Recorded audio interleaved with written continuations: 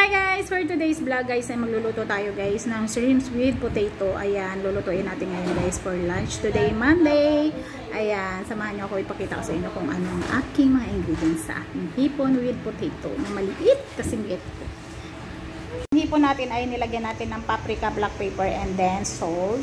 And then gagamit tayo ng mushroom, sibuyas, and parsley. And then itong cute na potato guys, like me. Ayan, gusto ko siya. Nilagyan ko siya ng salt and then black pepper. Ayan ang ating ingredients guys. Guys, meron na tayong kawali dito na nilagyan natin ng oil. Ipapry ko na natin yung ating potato. Ayan, like that.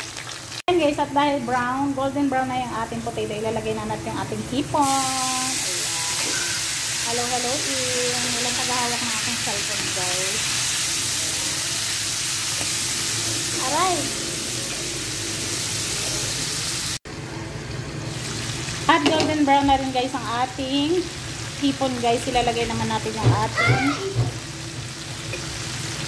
onion and garlic. Ayan. At isabay na natin guys yung ating mushroom. Wow! Yummy diba? At pakukuloyin lang natin yan. At okay na yan. Guys, napakasarap ng ating hipon patatas with mushroom.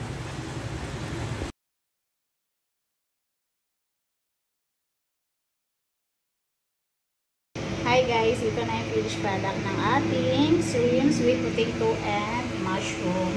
At nilagyan lang natin ng parsley after cooking. Ayan guys, ang yummy